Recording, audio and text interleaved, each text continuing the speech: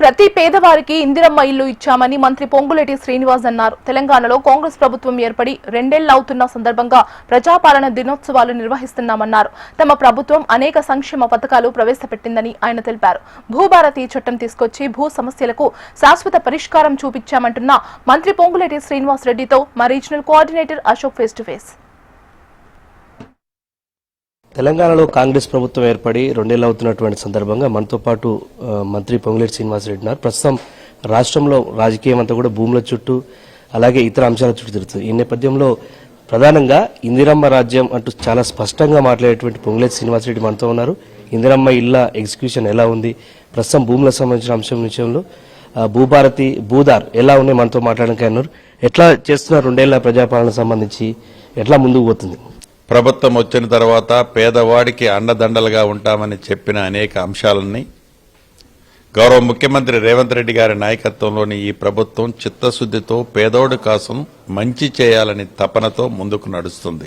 రాష్ట్ర ఆర్థిక పరిస్థితి సహకరించకపోయినా ఆనాటి ప్రభుత్వం చేసిన 8,19,000 కోట్ల అప్పులున్నా ఇచ్చిన మాటని పేదవాడికి అందించే దాంట్లో పేదవాడి ఇంటికి 200 యూనిట్లు ఉచిత విద్యుత్ కానీ, దేశ చరిత్రలో ఏ రాష్ట్ర ప్రభుత్వము ఈయన విధంగా సన్న బియ్యము పేదవాడికి ఇచ్చే కార్యక్రమం కానీ, తెల్ల రేషన్ కార్డులు కానీ, పాత రేషన్ కార్డులో కొత్త పేర్లు ఎక్కించే కార్యక్రమం కానీ, పేదవాడి ఆత్మ గౌరవానికి సంబంధించిన ఇల్లు ఇందిరమ్మ ఇల్లు ఇచ్చే కార్యక్రమం కానీ చిత్తశుద్ధితో ఈనాడు ఈ ప్రభుత్వం పేదవాడికి అందిస్తూ, అభివృద్ధి విషయంలో కూడా ఆనాటి పెద్దలు 10 సంవత్సరాల పాలనలో వారి స్వలాభం కోసం, వారి స్వార్థం కోసం ఏవైతే అక్రమ ఆస్తులు సంపాదించటం కోసం చేసిన అనేక ప్రాజెక్టులు మధ్యలో ఆపి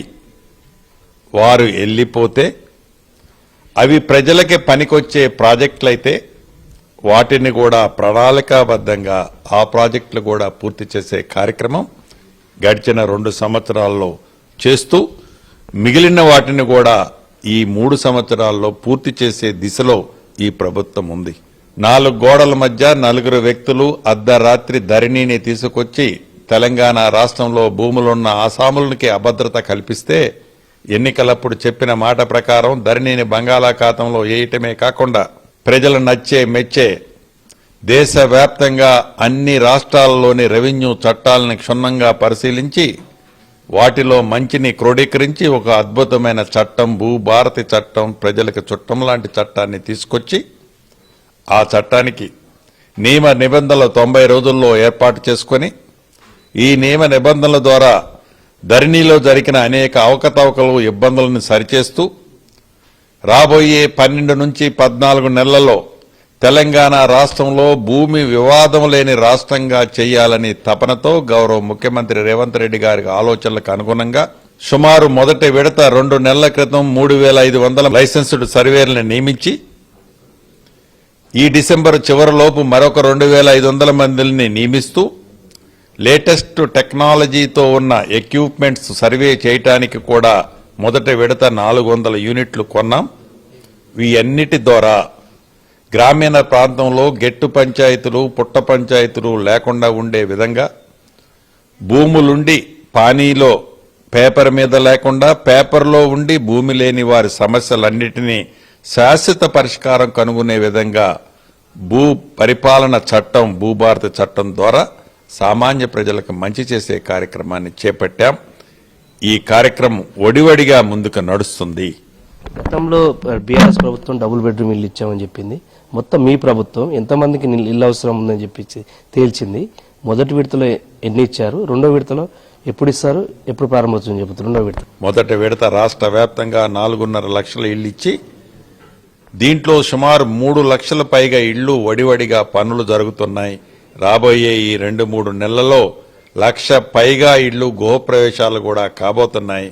జూన్ నాటికి ఈ 3 లక్షల ఇళ్లు కూడా పూర్తి కాబోతున్నాయి. ఇల్ట్ పాలసీకి సంబంధించి బీఆర్ఎస్ పార్టీ చాలా తీవ్రమైన ఆరోపణలు చేస్తుంది. కాంగ్రెస్ పార్టీని ఇరుకుపెట్టే ప్రయత్నం చేస్తుంది. ఒకవైపు ఈయన రింగ్ రోడ్ లోపల భూములన్నిటిపైన కూడా కేటీఆర్ బృందం, అటు హరీష్ రావు, మిగతా వాళ్ళందరూ కూడా తిరుగుతున్నారు. దీన్ని ఎట్లా చూస్తారు? అసలు 5 లక్షల కోట్ల కుంభకోణం జరుగుతుందని చెప్పేసి విమర్శన చేస్తారు.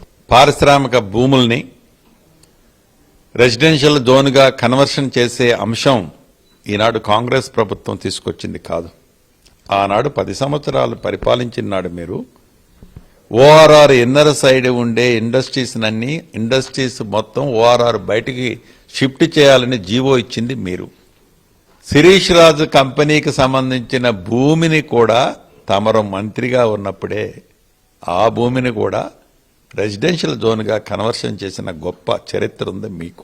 ఇండస్ట్రియల్ జోన్లో ఉన్న భూములన్నింటినీ రెసిడెన్షియల్ జోన్లకు మార్చిన గొప్ప చరిత్ర ఉంది మీకు. కేబినెట్ సబ్ కమిటీ ద్వారా ప్రజల అభిప్రాయాలకి అనుగుణంగా ఇన్నర్ సైడ్ ఓఆర్ఆర్కి ఇన్నర్ సైడ్ ఉన్న భూములన్నిటినీ కన్వర్షన్ చేసి అది కూడా ఫ్రీగా కాకుండా ప్రభుత్వానికి ఇనకం వచ్చే విధంగా ఒక నిర్ణయము కేబినెట్ సబ్ కమిటీ రికమెండ్ చేసిన దాన్ని కేబినెట్ ఆమోదిస్తే వారి ప్రభుత్వం వస్తదట. ఆ ప్రభుత్వం వచ్చిన తర్వాత వీటన్నిటినీ క్యాన్సిల్ చేస్తదట. ప్రభుత్వం వస్తుంది, క్యాన్సిల్ చేస్తుంది. మాట్లాడేదానికి కూడా ఒక అర్థం ఉండాలి. తెలంగాణ రాష్ట్ర ప్రజలు గడిచిన ఈ 2 సంవత్సరాల పరిపాలనకి రెఫరెండము మాది అని మీరు అని జుబ్లీహిల్స్ ఎన్నికలకు పోతే మీకు ఏ రకమైన రెఫరెండం జుబ్లీహిల్స్ ప్రజలు రేపు స్థానిక సంస్థ ఎన్నికల్లో రాష్ట్ర ప్రజలు మీకు తీర్పిస్తున్నారో ఒక్కసారి మీరు ఆలోచించుకొని మీరు మాట్లాడితే మంచిదే అని నేను వారికి చెప్పదలుచుకున్నాను. ఇందిరమ్మ ఇళ్లకు సంబంధించి ఎగ్జిక్యూషన్ జరుగుతుంది. మొదటి విడతలో 4 లక్షలు ఇచ్చాం.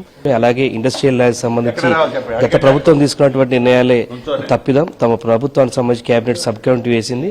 అలాగే మొత్తంగా ప్రజాపాలన దినోత్సవాలకు సంబంధించి ఘనంగా జరుగుతుందని చెప్పేసి మంత్రి పొంగులేటి శ్రీనివాసరెడ్డి అంటున్నారు.